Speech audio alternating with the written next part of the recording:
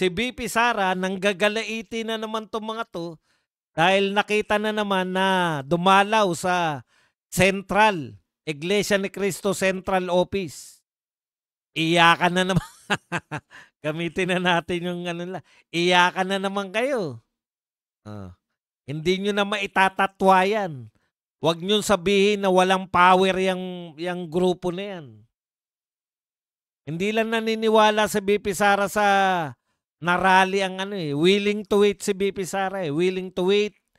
Ang ginagawa ni BP Sara, hindi siya mahilig yung ano yung matyaga. Ikot-ikot, ikot ng ikot. Oh. Alam din ni BP Sara na iniimbestigahan yung mga iniikutan niya. Tinatanong yung mga opisyal, anong ginawa ni Sara Duterte dyan sa lugar nyo? Gaano katagal dyan? Sino-sino yung mga kinausap?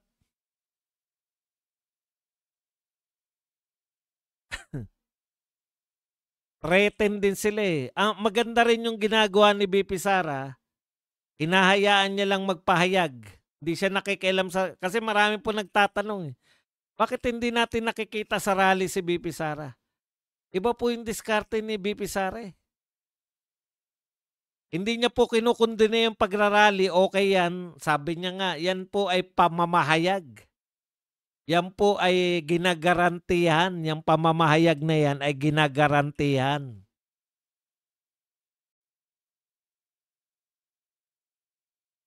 Ng ating saligang batas. Yung malayang pamamahayag. At ang isa pong malayang pamamahayag ay pwedeng idaan sa pagrarally. Pero, habang nagrarally po, si BP Sara ikot ng ikot sa buong Pilipinas. Forming alliances with local leaders. Hindi nyo napupunayan dahil sira lang kayo ng sira. Habang sinisiraan ninyo si BP Sara, narito yung mga tapat na tagapaglingkod na hindi bayaran. Diyan kayo talo.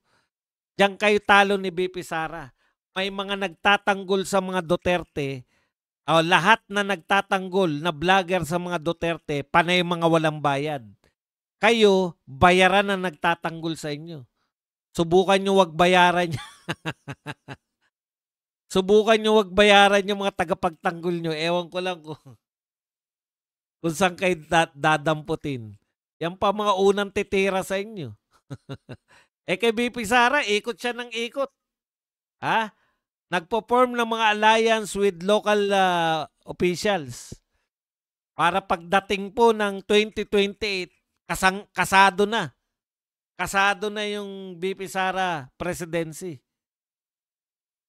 Grabe po, ang approval rating ni BP Sara, 94% sa Mindanao.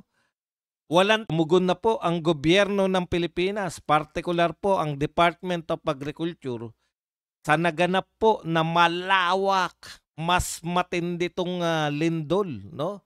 Mas matindi to pong lindol ng naganap na lindol dito po sa Davao Oriental. 7.5, no, ang magnitude.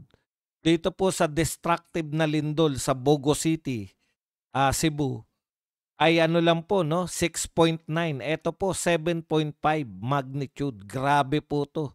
Mas grabe po to. At mas grabe po ang pagtugon, no, ng ating Department of Agriculture. Nakakatuwa po, palakpakan po natin. Maraming salamat po sa mga taga-Department of Agriculture. Minsan pa pinakita nyo na kayo po ay talagang maaasahan, no, sa mga pagtugon, no. Kagyat pong tumugon ang Department of Agriculture at nagbenta po ng 20 pesos na bigas. Alam po ninyo, ito yung problema, no, Mr. President. Kinakantsawan na nga ng lahat yung ginawa ninyong pagbebenta sa Cebu. Pero dahil hindi nakakarating sa inyo, meron po kayong no, ayaw nyong makinig sa taong bayan, o meron po kayong yung pong nagpapabango po, hindi po naririnig, hindi nyo po naririnig yung kantsaw sa inyo.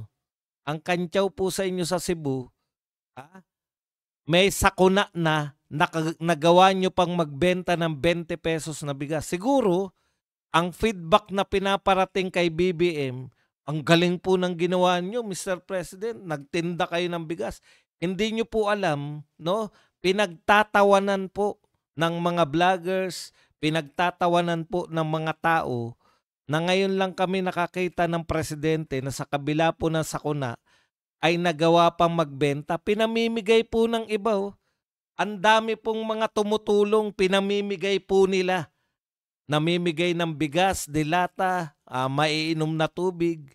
Yung Malacanang po, sa pamamagitan po ng Department of Agriculture, nagbebenta kayo ng 20 pesos na bigas.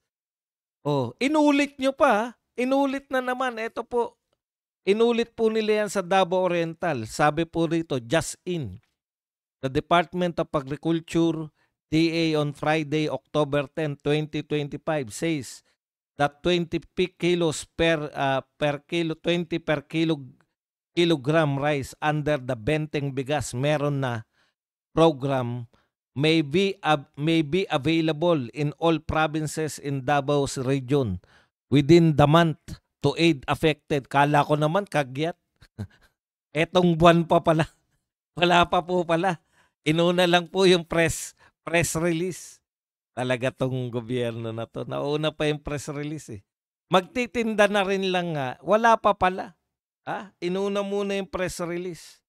Available within the month to aid affected Filipinos following the magnitude 7.4 earthquake in Davao Oriental. DA Secretary Francisco Tio Laurel Jr. also ordered an immediate assessment of the earthquake's damage to the agriculture sector. Nakakatawa naman kayo, Mr. President.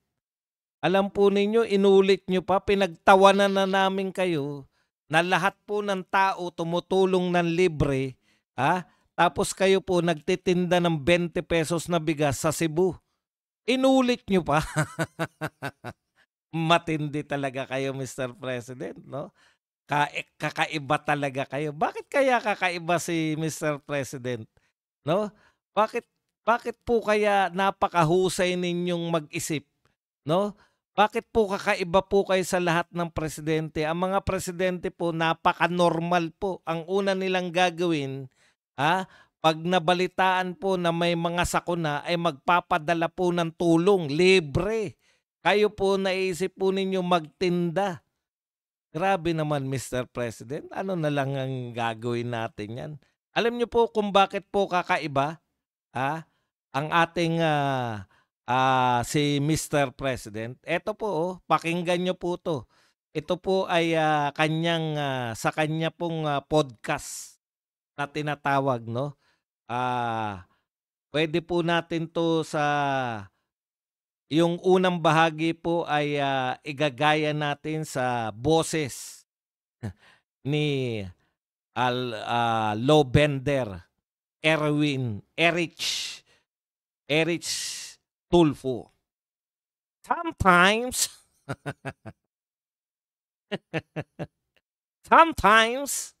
I hear in the back of my mind my father. Hindi po. Sige, basahin na po natin naman to. Sometimes I hear in the back of my mind my father. Mahirap ano? Parang naririnig ko. Yan po ang sinabi ni Mr. President Bongbong Marcos.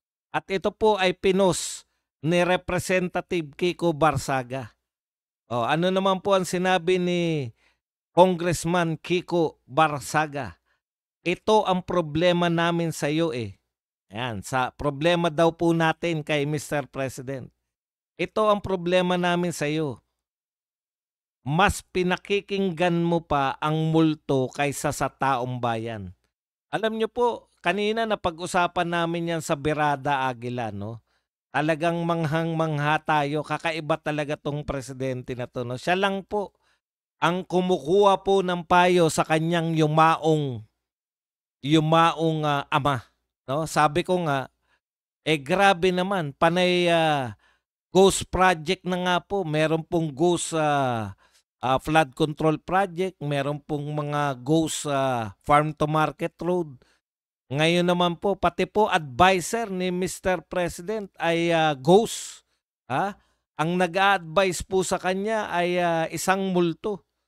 O kaya pala ganito. Alam niyo po, Mr. President, tigil-tigilan niyo po yung pakikinig.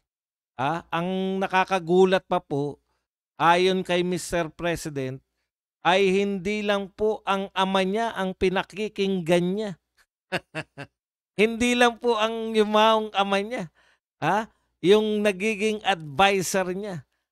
Pati po yung mga yumaong gabinete ng kanyang ama. Siguro ang mga sikat na gabinete niya na alam kong yumao na ay si katulad nila Blas Ople, di ba? Yung mga sikat na cabinet official. Sino po mga cabinet official ni dating Pangulong Marcos? Hindi lang daw po ang multo ni President Ferdinand Marcos Sr. ang gumagabay po sa ating Pangulo ngayon, no? Ang kanyang advisor na hinihingan niya ng payo. Kaya naman pala, mga multo pala. Kaya ako hindi po ako magtataka kung si Ed Caluwag, no, yung espiratistang si Ed Caluwag ay mabalitaan na lang natin na isa na palang cabinet official. Hindi po ako hindi po ako magtataka, Mr. President, kung biglang si Ed Caluwag po ay maging cabinet official nyo.